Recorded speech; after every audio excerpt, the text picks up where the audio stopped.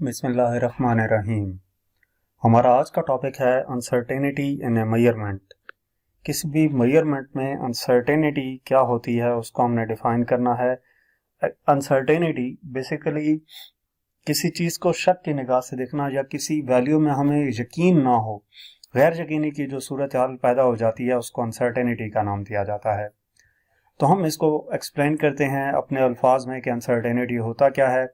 Uncertainty basically अगर हम अपने इर्द गिर्द देखें, किसी भी चीज़ को हम मैयर करते हैं तो किसी भी चीज़ की मैयरमेंट अगर हम परफेक्ट कर लेते हैं तो उस जैसी कोई और चीज़ नहीं एग्जिस्ट करती, यानी कि उस जैसी परफेक्शन और कोई एग्जिस्ट नहीं करती।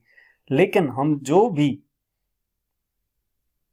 क्वांटिटी, फिजिकल क्वांटिटी जिसको हम मैयर करते हैं, मैयर करते वक्त कहीं ना कहीं कोई ना कोई अनसर्टेनिटी मौजूद होती है, गैर यकीनी की सूरत हाल पैदा हो जाती है। और ये ज़्यादातर उस वक्त होता है कि हम इंस्ट्रूमेंट कौन सा इस्तेमाल कर रहे हैं, किस इंस्ट्रूमेंट की मदद से उसकी लेंथ ले रहे हैं। Uncertainty due to number of reasons हो सकती है। उसकी वन रीज़न क्या है कि इंस्ट्रूमेंट कौन सा यूज़ कर रहे हैं, क्यों उसकी मेन रीज़न क्या है ये पॉइंट सेलेक्ट करने की कि इंस्ट्रूमेंट पे अनसर्टेनिटी क्यों डिपेंड कर रही है कि इंस्ट्रूमेंट जो है, हर इंस्ट्रूमेंट एक स्पेसिफिक लेवल तक कैलिब्रेट हुआ होता है, यानी कि हर इंस्ट्रूमेंट की अपनी एक एहलियत होती है वैल्यूज कैलकुलेट करने की, मैयर करने की। जैसे कि मिनिमम कैलिब्रेशन जो है, यानी कि मिनिमम वैल्यू जो मैयर की जा सकती है किसी इंस्ट्रूमेंट से, वो एक स्पेसिफिक पॉइंट तक हो सकती है, उससे ज़्यादा छोटी वैल्यू मैयर नहीं हो सकती। जैसे कि एक स्केल की मदद से 1 मिलीमीटर तक की लेंथ मैयर हो सकती है, लेकिन अगर 1 मिलीमीटर से कम लेंथ हमें कैलकुलेट करनी पड़ जाए तो तब क्या होगा, वो स्केल की मदद से मैयर नहीं होगी। और अगर हम उसी स्केल से 1 मिलीमीटर से कम लेंथ मैयर करने लग जाएंगे तो वहां पे अनसर्टेनिटी आ जाएगी। अब हम इसके लिए सपोज करते हैं, एक एग्जांपल की मदद से आपको अनसर्टेनिटी के बारे में समझाता हूं कि हमारे पास एक ऑब्जेक्ट है और उसकी लेंथ हम स्केल की मदद से मैयर कर रहे हैं। तो नॉर्मली हम ये करते हैं कि स्केल की एक साइड 0 पे रख के दूसरी साइड जहां पर आ रही है वो हम नोट कर लेते हैं और कह देते हैं कि इसकी लेंथ इतने सेंटीमीटर है। अब ये सेंटीमीटर्स में स्केल के ऊपर मार्किंग हुई हुई है, तो दो स्मॉल लाइंस के दरमियान जो डिस्टेंस है वो 1 मिलीमीटर का है।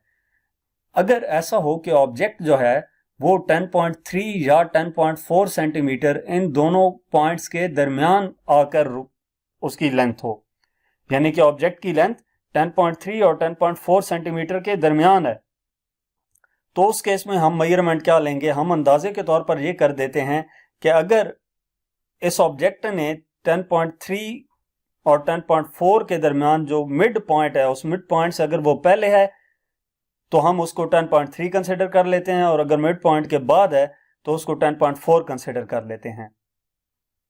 ठीक है। अब इस केस में हमारे पास अनसर्टेनिटी क्या बनती है, 0.05 सेंटीमीटर बनती है, क्योंकि मैंने आपको यह बताया है ना कि मिनिमम लेंथ कितनी है इन दो लाइंस के दरमियान, 1 मिलीमीटर, या उसको 0.1 मिलीमीटर कह सकते हैं, 0.1 सेंटीमीटर कह सकते हैं, 1 मिलीमीटर या 0.1 centimetre.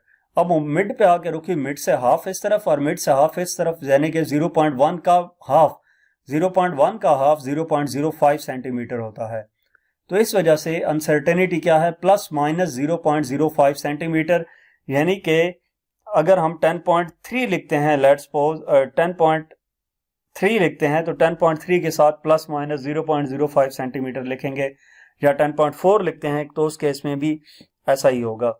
Equivalent to an uncertainty 0.1 centimetre, ये बेसिकली लीस्ट काउंट है इस इंस्ट्रूमेंट का, जिसको दो पार्ट्स में डिवाइड किया है। 0.1 सेंटीमीटर लीस्ट काउंट था, उस लीस्ट काउंट को दो पार्ट्स में डिवाइड किया, 0.05 10.3 की तरफ और 0.05 10.4 की तरफ। तो इस तरीके से हम इसकी अनसर्टेनिटी जो है वो प्लस माइनस 0.05 सेंटीमीटर लिख देते हैं। तो इस तरीके से अनसर्टेनिटी की डेफिनेशन क्या बनेगी, uncertainty in small length such as diameter of a wire and short interval of time can be reduced further by taking multiple readings and then finding average value. Uncertainty small lengths में, small lengths कौन सी, जैसे कि wire का diameter है, short interval of time है, इनको हम reduce कर सकते हैं। किस तरीके से, मल्टीपल रीडिंग्स लेंगे और फिर उनकी एवरेज वैल्यू कैलकुलेट कर लेंगे। एग्जाम्पल देखते हैं। फॉर एग्जाम्पल एवरेज टाइम जो है वन ऑसिलेशन का सिंपल पेंडुलम के लिए, उसको हम क्या लिखते हैं, usually found by measuring the time for 30 oscillations. Average time जो है वन ऑसिलेशन का सिंपल पेंडुलम के लिए, उसको हम क्या लिखेंगे, found by measuring the time for 30 oscillations. 30 oscillations के लिए हम टाइम पीरियड कैलकुलेट करेंगे और उसको फिर हम 30 से डिवाइड कर देंगे, तो हमारे पास जो आंसर आएगा वो ज्यादा एक्यूरेट होगा। ठीक है, उसमें अनसर्टेनिटी कम होगी। तो यहां तक उम्मीद है आपको अनसर्टेनिटी समझ आ गई होगी। ये हमारा आज का टॉपिक था। मजीद कोई भी टॉपिक देखने के लिए या एक्सरसाइज का कोई क्वेश्चन देखने के लिए आप हमारा चैनल विजिट कर सकते हैं। Thank you.